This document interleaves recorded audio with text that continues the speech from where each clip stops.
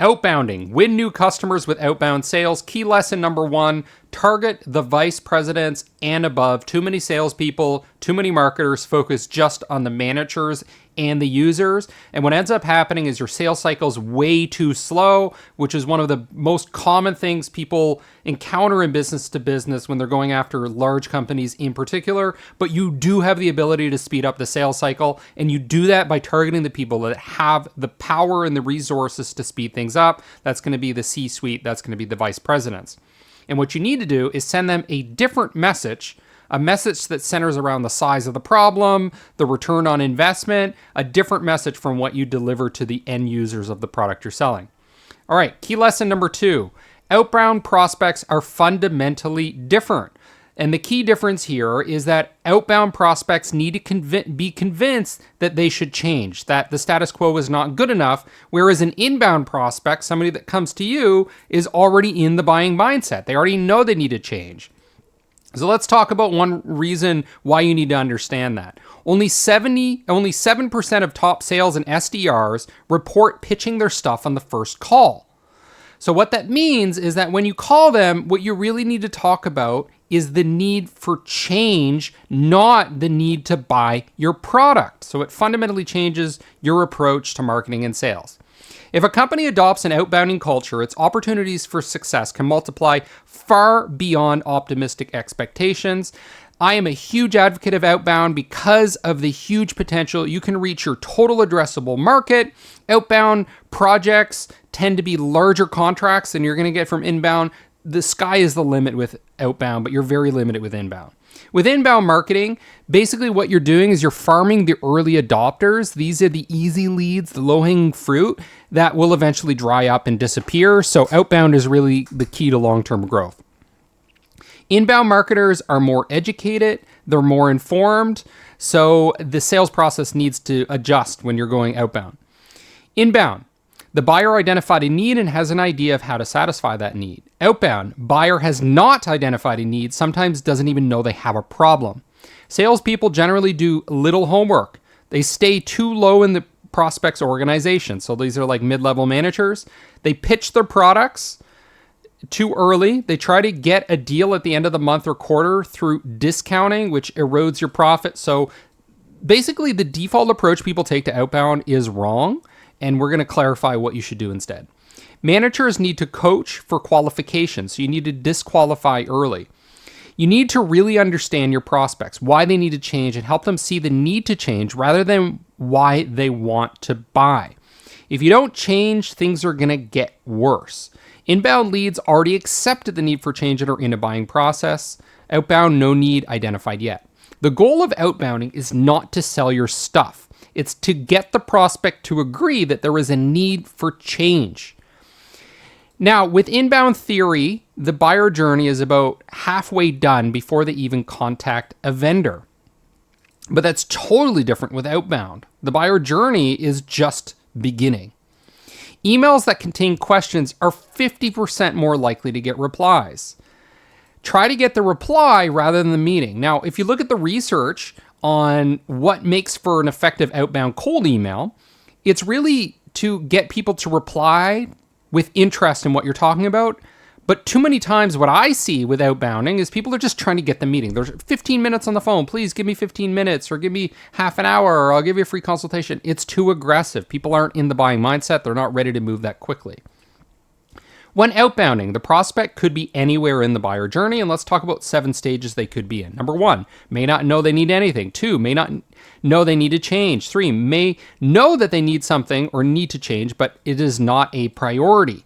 There's no urgency. May know they need something and are just starting to investigate. They are investigating, but they did not contact you. They're making a decision, but need to validate a few other vendors, your competitors, usually based on price. Or they've made a decision already and it's too late. Help the clients generate energy to help the process move more quickly. If customers have already agreed to make a change in how they currently are doing things, getting them to buy something is usually a layup. In other words, it's easy. So it's really about creating or framing this context for why change is necessary. Keep the customer in mind instead of what you want to do. That's one of the most common mistakes I see with outbounding is it's all about you, your company, blah, blah, blah. No, it's about the customer and what their needs are, and that's how you get success. Why companies buy: increase revenue, cost reduction, market share, risk reduction, market speed, quality improvement, or personal reasons, like and trust you, and also related to risk reduction. 3 elements of change: knowing what to stop doing, know what to start doing, and knowing how to keep the change process alive. A lot of these companies need to make a make or buy decision. In other words, it's not just you and your competitors, it's you and the company just doing it themselves or doing nothing. The other thing is that change must be a process, not a single event. Improve. So, for example, typically you'll often see 6% open rates from prospecting emails, but from my experience with some outbounding software like Lemlist, you can get open rates close to 50% or even higher. Find the pain points and why they need to change. Look for the return on investment for every change, especially a measurable one that you can pitch to the CFO. Have an attitude of curiosity, understanding why the prospect needs to change. If you were looking to change your go-to-market strategy, we have a really interesting, thought-provoking article. Next year's changes and risks that may affect your plans. So you notice that in this example of outbounding, you're not talking about you and your company. You're not trying to sell anything. You're just giving information that's thought-provoking. There are 2 decisions in a business-to-business sale, and this is really the crux of this course, is understanding the difference between these 2 and making sure that you're not just prioritizing low-level managers. So the first is above the line, ATL, and this is the vice presidents and the C-suite. The second is below the line, BTL, and this is the manager or the user. The people here have fundamentally different needs than the people here. And you need to go after both of them. And usually salespeople, marketers focus too much on the low-level managers. The BTLs, the below the lines, want whatever they're buying to work better than what they are using now. Typically, an above the line event causes the above the line person, the executive, to initiate the need for change. And salespeople rarely understand what that event was. Above the line always knows the size of the problem and how much you'll impact that problem, which is the quantified cause. So for example, the problem you're solving might be worth $30 million instead of $100,000, but you only understand that by understanding the above the line prospect, the executives. So for example, a new in-wall gas models are growing 80%, and Royal, this company, wants a piece of that new market and need to invest $4 to $5 million to get $10 million in revenue. Most vendors will assume the below-the-line buyers, the managers, are the key people and will be their champions. Won't ask why the client is changing, what the expected outcome is from the changes, and if there are any expectations not being met. So if you do that research, you'll have an advantage over competitors. These salespeople are going to miss the size of the problem and the revenue upside discussion. They're going to miss the opportunities to help Royal get to market faster, and they're going to miss out on the ability to sell faster by tapping into the energy of the ATL, which are the executives, and the sales cycle is going to get cut down. Once again, the sales cycle is not set in stone. You can speed it up by influencing the executives. So you're dealing with 2 value propositions. Above the line value prop, what most salespeople will miss: the CEO and CFO, get revenue faster with less risk. CMO, get leads 5 months sooner before the product starts shipping. VP of engineering or manufacturing, get new machines and onboard new hires without plant disruption. Below the line value prop. So for example, with Linda, get state-of-the-art new marketing automation system, eliminate problems with old systems. Bill, get new machines so he can do more with the latest tech and be proud of a shop. So you see, it's really about the product here with the below the line buyers, whereas with above the line, it's more about the business case. They care about different things. Why do you only have one value prop outbounding template? You need to have different ones depending on the type of buyer that you have. In a good sales call, the prospect feels heard and understood. 50% of your prospects in stage 1 are not a good fit, so you need to learn to disqualify early. 3 ways to divide sales territories: by geography, industry, and product. And then you can have subgroups: persona, market potential, existing versus new customers, product versus service. Outbounding tips: go where you are strong, go where the money is, go where the problems are, go where decisions are quick. Certain industries have more to spend. Software, for example, has gross margins over 90%. Line of business executives usually control the money. Staff function or support functions like IT, HR, and finance usually have longer sales cycles. Look to where that industry or company is growing and spending money, so follow the trends. Not cost effective to take 135 days to sell $60,000 contract. So here's a case where the author talks about converting this to 30 days by framing it around solving a $20 million problem. So imagine selling a $60,000 contract in 1 month instead of 135 days.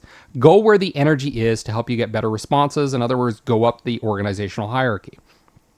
Focus on the right opportunities. The dead zone is where salespeople typically spend 50 to 70% of their time going after easy accounts that they have had some contact with or have done business with. It should only be 10 to 25% of their problem. There is little potential for additional business in the dead zone. More than 50% of inbound prospects want to see a demo on the first call. Less than 10% of outbound people do. So stop pitching your demo too soon. Good outbounding. Prospect admires your hard work and persistence. The best media. You want to use a variety of media channels. The more you use, the better. Email, voicemail, social media, social video, in-person, call, 1-minute video recording, direct mail, which has upwards of 95% open rate. Direct mail is where I've been focusing a lot of my attention lately. Note that texting is not all that accepted these days. A 2-week cadence is good. 2 to 3 day spacing between touches, 2 to 4 week gap between cadences is also acceptable. The less you talk about yourself, the better. Now, you need to write to the persona. So let's talk about below the line value, lower level managers. Easy to use, has the right features, great support, is within budget, integrates with your existing systems and processes, makes me look good. Above the line value, very different. Advances a corporate initiative, saves time, lowers risk, solves a problem on an initiative, gives a competitive advantage, adds value to the company brand.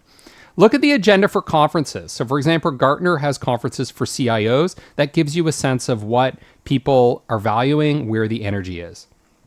Frequency/repetition is important. Humans tend to dismiss things that are not repeating as irrelevant. Creates a positive bias. So for example, I have a cadence right now that has a postcard, a letter, and a second postcard. The idea here is repetition, exposure, familiarity will make people more biased towards my product, to have a positive bias so that they will buy it, and it helps you beat out the competition. 2 weeks is the minimum for outbounding, and up to 6 weeks, 2 touches are simply not enough. Using we instead of I increases success rates by 35%. I've been reviewing people who do outbound marketing lately, and I've noticed they do a little too much of talking about themselves, not enough about the prospect and about the we collaboration. Good cadences. Keep messages short, 100 to 120 words, no more than 2 to 3 days between touches. Think of your writing in terms of sound bites. More communication channels are better. Each touch should have a message, should follow a pattern or a story. So for example, referencing past touches and announcing future touches. So next steps. Referrals are best. LinkedIn is good. Trade shows are good. Conferences, industry events. Take 6 to 10 attempts to contact a cold lead. Salesperson may not be aware that the company will be making an early decision because of the commitment of the CMO. That's why it's important to do your research and find out who the high-level people are and what their involvement is and their needs are in the buying decision. All right, emphasis on them instead of you. Here's an example. Dear Mr. Smith, as you assess next year, CMOs like you are asking real-world questions like, what lead generation issues have I had not thought of as I adjust my annual budget? How can I get faster results without investing in unproven marketing ideas? How can I decrease my risk without investing in unproven rest of the year in lead generation? So what we're looking at here is that it's not starting with, here I am, here's the product, do you want to buy it? It's, here are the things that you're thinking about. Here are the big issues on your agenda.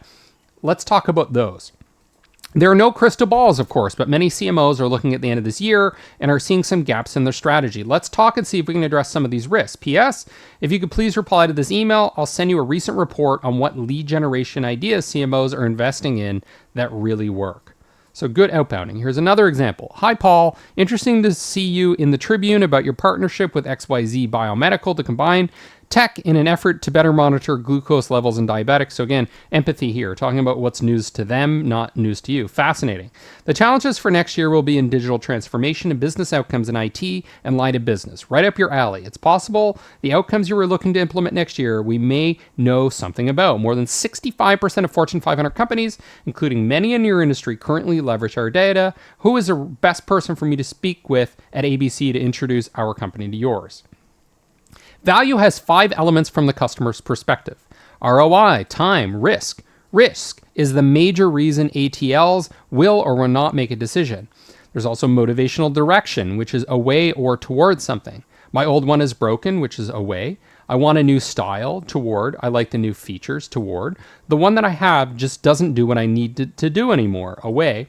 80% of the world are away prospects.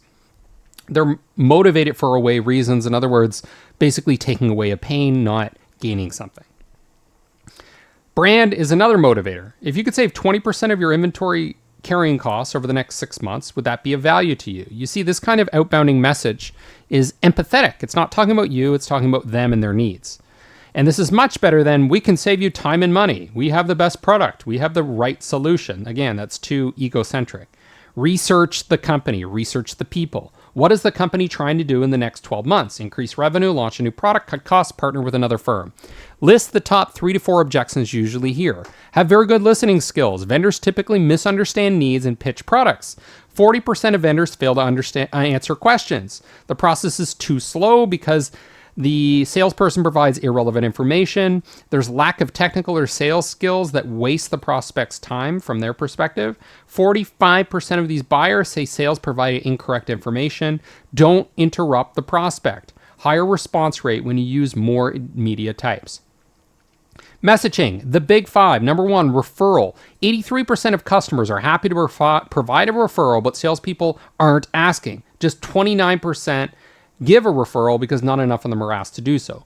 Additionally, if you know of any other people in marketing or other companies that could use our help or are having similar business issues that you did before you decided on XYZ, would you please forward this email to them? I appreciate the opportunity to help other people, companies that you know.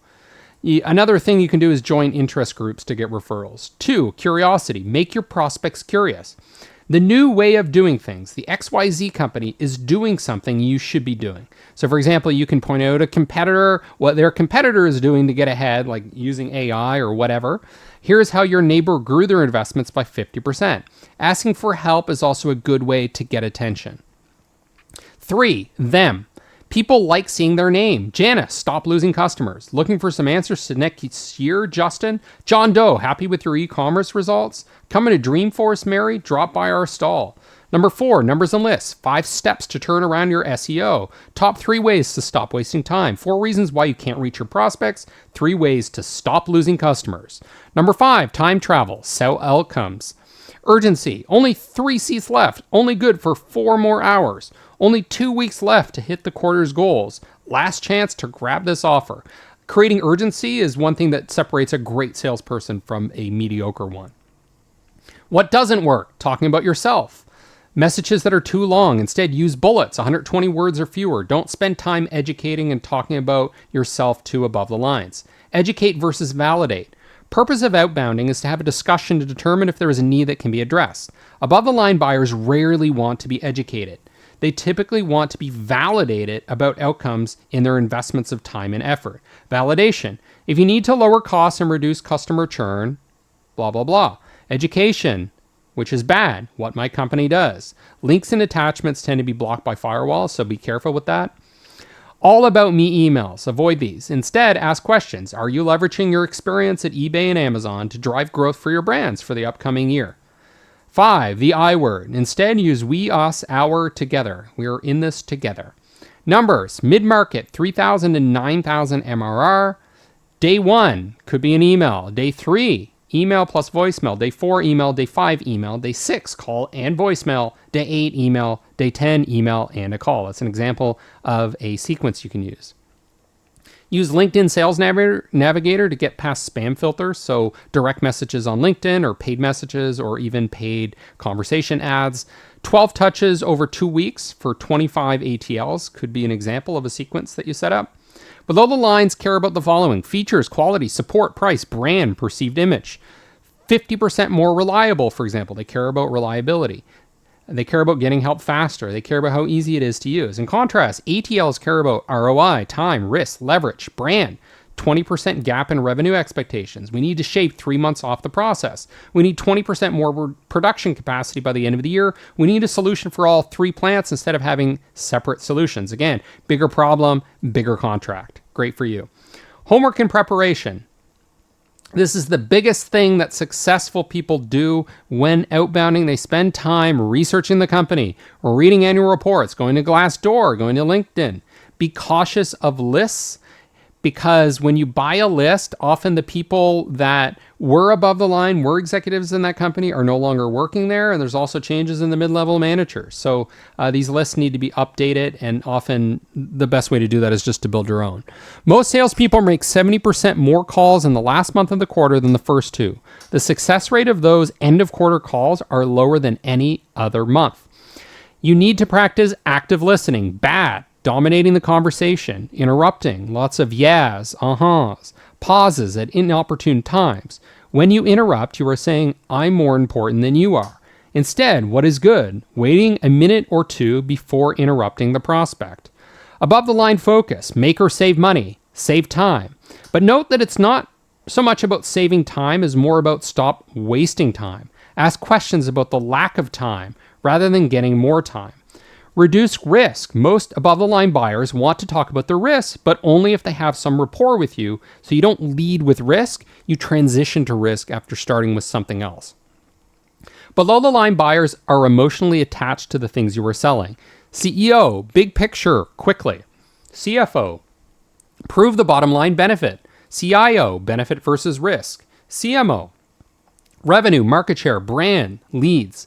Price cutting. Salespeople don't know the size of the problem that they're solving for their clients. That's why they reduce the prices when they don't need to. In fact, they can get larger contracts if they understand the prospect's needs better. More than half of inbound prospects want to see a demo on the first call. Less than 10% of outbound stop pitching the demo. Risky position. Having a narrow solution for a pretty big size deal. So you have to ask the question, is there more I can offer to help this person solve their problem? So for example, we talked earlier about a company that had 3 different plants. Well, maybe you can solve a problem for all 3 of them. Aim for 35% open rates. Again, I recommend looking at tools like Lemlist or Woodpecker or Outreach or SalesLoft to really get better at improving your deliverability. And there's different tactics you can use to do that. Average business-to-business prospect gets over 50 prospecting emails every day. I get tons of prospecting emails every day from people who want to be my partners, people that want to help me with my YouTube SEO, people that want to design thumbnails for me. I am drowning in these. So you really need to cut through the noise. Direct mail is one way to do that, to stand out. Do things that your prospects aren't doing. Change your messaging to be more empathetic. Remember, it only takes them less than 2 minutes to delete all their emails from those prospecting. CXOs have been asking us recently, what are the trends in tech I'm missing to lower costs? What is hot that my team has not looked into due to the lack of time in resources? So with your message, don't talk about yourself, focus on outcomes, and keep it short. Now, there's an acronym you can use when you're doing calls. It's called ASTRO. Attention, you use their name. State, your name and company. Purpose, talk about the outcome and the action. Reframe, why they should give you a few minutes. And then options, the next step. Goal is to get a next step, not a sale. This is a big problem I see with outbounders is they're either pushing for the sale too aggressively or they're pushing for the meeting too aggressively. But instead, just think about what is a logical next step. Objection handling, overcoming price objections, instead focus on value. With objections, agree with them. I think this is something Grant Cardone also talks about is if you take the objection head on and you start debating with them, the person feels less heard, and it also creates this me versus you mentality, but instead just agree with them. And you can follow this process. Emphasize, understand how they feel. Tell them about somebody who felt the same way. So like maybe another customer of yours. Tell them how the other person found what they were doing was okay, but it was limiting time and postponing a new and better way. So again, your competition a lot of the times is just the status quo or doing nothing. So we need to tell a story about why that change was beneficial. 4 no's: no trust, no need, no help, no energy. Because without energy, what's the rush? And that's why sales cycles in B2B are often just too slow. Clarify with questions. Can you help me understand what's causing that concern? Sales requires more listening than talking. Your job when you get them on the phone is to sell them on the next step. ATL education could be the next step. Want to know more about goals and outcome and gaps for the next 6-12 months? BTL education, know what they are doing. ATL validation, have a discussion on specific outcomes. What is a bad next step? A presentation. People don't like presentations. They don't want to see demos. They don't want to have a meeting. People hate meetings. Instead, talk about these sorts of things. Have a quantified cause for change, not a quantified cause to buy your product. Not yet, anyways. 60% of inbound leads want to discuss pricing on the first call, less than 10% on the first outbound. 3 levels of why. First is rapport, then rationalization, then real. So understand that the real reason or the real cause for change is hidden, and it often takes building rapport with somebody before they reveal the real reasons they want something. They have to trust you. Listen for left field words, so words that don't seem to fit well. It gives you a clue behind the key motivations. Your solution is a bit dark. That's an unusual shirt. I like fine timepieces. These are strange words that give you hints about what they're buying or why they're buying. Can give prospects homework assignments as a great way to qualify them. So like go fill in this template and then we'll talk about it later. That would be an example, but must be of mutual value. Think next step the buyer should take because buyers want to be led and you want to follow up with them. Outbounding is not successful because salespeople are fearful, unorganized, and do not stick to a cadence. Messages written at a 3rd grade reading level are 36% more likely to get a reply. The prospect's buying process: initial interest, education, validate, justify, decide. If the customer has no problem, you have no deal. That's why you need to disqualify. 2 education propositions. Number 1, technical case, user buyer education, and 2 is the business case, the fiscal buyer education. When you hire people, use objective metrics, not your intuition. To do that, you can have a profile sheet of a position you want to fill, because if you don't, you're going to end up hiring subjectively and your team's going to not be super effective. Measure leading indicators. These are things like calls per week, product knowledge, customer knowledge, etc., not just outcomes like revenue where it's too late to change anything. You want to influence the process before it's too late. Know the difference between important and urgent. Movement on the important stuff is what really makes a top performer. So for example, a $100,000 potential opportunity versus a $15,000 upsell. Proactive numbers: time spent per day outbounding, number of active cadences, lead to prospect conversion rate, multi-communication mix, ATL to BTL outbounding mix. Dashboards: track things like open rate percentage, click-through rate percentage, reply percentage, home call percentage. So did they do their homework assignment? LinkedIn activity, total calls, call to meeting ratio, meetings that last 2+ minutes, demos, demo to sales, wins, sales won. Some coaching ideas. Look for positive action, positive replies, such as referrals, self-qualification, LinkedIn connects, click-throughs. Activity outcomes: opportunities created, demo scheduled, connections made, meetings with the account executive, revenue generated. Look for where to improve. Outbound deals are usually bigger than inbound deals. Nothing beats using the phone. Look at where meetings are coming from. So for example, 30% from LinkedIn, 10% from email, 60% from call. Track meetings scheduled. So for example, 5 meetings. Track the dollar value of scheduled meetings or the percentage of scheduled meetings that actually happen. So for example, 75%. That's something I see a lot in the data, looking at people's dashboards and the CRMs, is that a lot of these people will request a meeting and then the majority of them often don't even show up. So there's an important process that needs to happen there where you nurture leads immediately after they request a meeting and try to sell the advantage of showing up to the meeting or sell the urgency of why that meeting is critical and why change is necessary. You could have you or your employee shadow a top caller for a week to learn how they make good calls.